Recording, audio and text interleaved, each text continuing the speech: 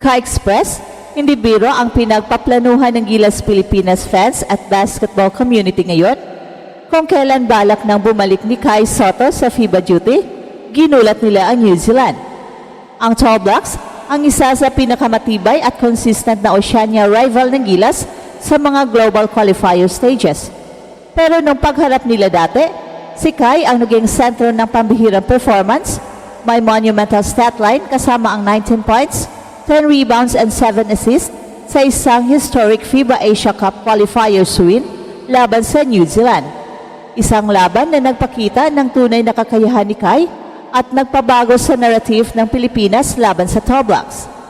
So ngayong second FIBA window, sunod-sunod ang balitang kumakalat mula sa kanyang training availability hanggang sa kanyang conditioning. Ang mga fans ngayon ay literal na minamanmanan ang bawat signal at update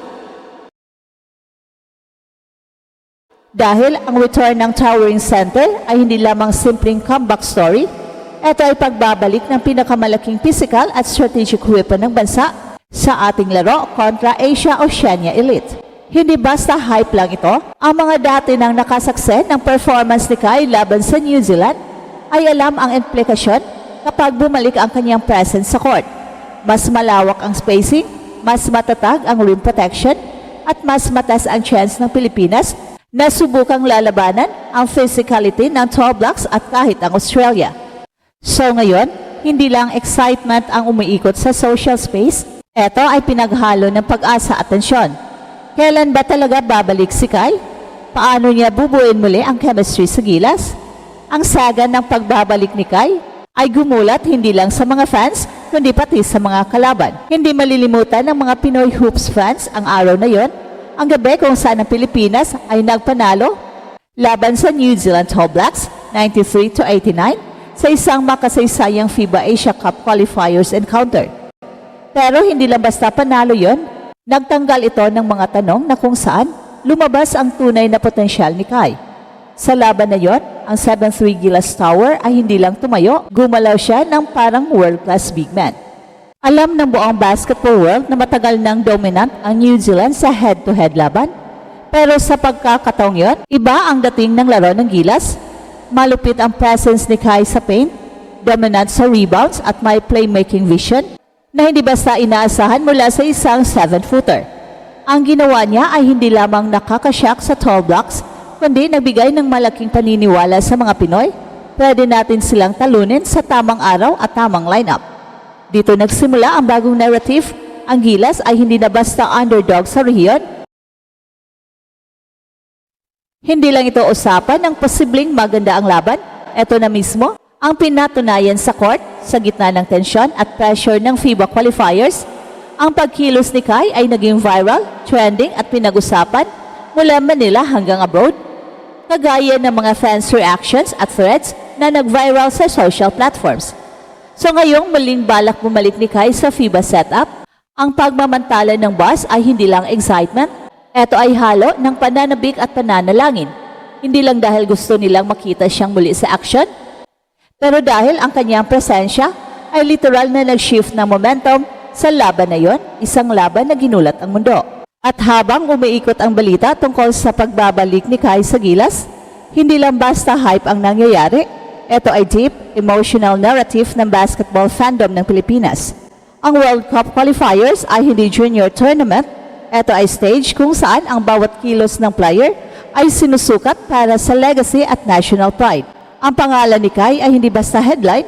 Ito ang benchmark na physical advantage na matagal nang hinahanap ng bansa laban sa mga power teams ng Asia at Oceania. Hindi biro ang epekto ni Kai para sa laro ng Gilas. Sa pagkakataon nagpakita siya ng kanyang career high numbers laban sa New Zealand. Hindi lamang puntos at rebounds ang inilagay niya sa stat sheet, nag-carry din siya ng confidence boost at tactical leverage para sa kanyang team. Ang mga international scouting reports mismo ay nag-iba ang approach sa Pilipinas dahil sa kanyang presensya, kagaya ng pagsasaalang-alang sa loob at labas ng area. Ngayon, ang New Zealand at Australia at pati ang iba pang kalaban ay nanonood hindi lang ng Gilas lineup kundi ng status ng pagbabalik ni Kai. Ang tensyon ay hindi lang puro sports fans chatter, ito ay kombinasyon ng expectation, anticipation at collective prayer ng bansa dahil ang kanyang comeback ay hindi lang game strategy.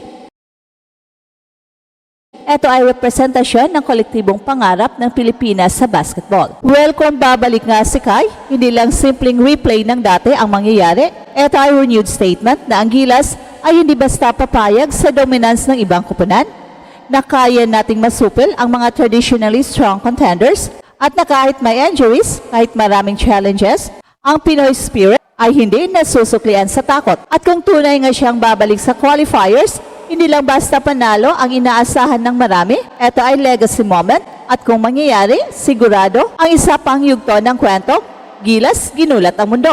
Well, sa huli, malinaw ang isang bagay, hindi lang basketball game ang usapan dito. Ito ay kwento ng paniniwala, timing at tapang ng isang buong bansa. Ang bawat balitang lumalabas tungkol kay Kai, kung kailan siya babalik, kung makakalaro ba siya, o kung handa na ba, ang Pilipinas ay sabay-sabay na humihinga, umaasa at nananalangin dahil alam ng lahat kapag andyan si Kai, iba ang Gilas. Ang tagumpay noon ng Gilas kontra New Zealand ay hindi aksidente, hindi yun swerte, iyon ay produkto ng tamang kombinasyon ng sistema, chemistry at isang 7-3 presence na kayang baguhin ang takbo ng laro sa loob ng ilang minuto. At simula noon, nagbago ang tingin ng mundo sa Gilas. Hindi na basta underdog ang Gilas, hindi na basta try lang, may banta na, may bigat na. Kaya ngayon, habang minamanmanan ng lahat ang posibleng pagbabalik ni Kai sa FIBA stage, ang tanong ay hindi lang kung kailan, kundi kung ano ang magiging epekto nito. Dahil kahit wala pa si Kai sa court, ramdam na ang kanyang impluensya sa confidence ng teammates, sa paghahanda ng coaching staff, sa respeto at minsan kaba ng mga kalaban. Ang presensya ni Kai ay strategic weapon, psychological edge at simbolo sa kung hanggang saan na ang narating ng Philippine basketball. Pero higit sa lahat, ang kwentong ito ay hindi tungkol lang kay Kai bilang player. Ito ay tungkol ng Gilas bilang simbolo ng kolektibong pangarap ng mga Pinoy. Pangarap na minsan na tayong nakipagsabayan, hindi lang nakipaglaro. Pangarap na minsan ang powerhouse team ang nag-adjust sa atin, hindi tayo sa kanila. At kung babalik si Kai, hindi lang ito comeback, isa itong statement na kahit may injuries, kahit may schedule conflicts, kahit may duda kapag dumating ang oras, handa ang Pilipinas lumaban. At kung sakaling hindi pa ngayon ang pagbabalik ni Kai, malinaw din ang mensahe, ang pundasyon ay nariyan na. Ang panalo kontra New Zealand ay hindi isolated moment, ito ay patunay ng direksyon. Kaya habang hinihintay natin ang susunod na FIBA window, isang bagay ang sigurado, nakatingin ang mundo sa Gilas at handa ang Pilipinas, may Kai Sotto man o wala. At ito ang Express Info kung saan bawat kwento ginulat ang mundo. Don't forget to like and subscribe.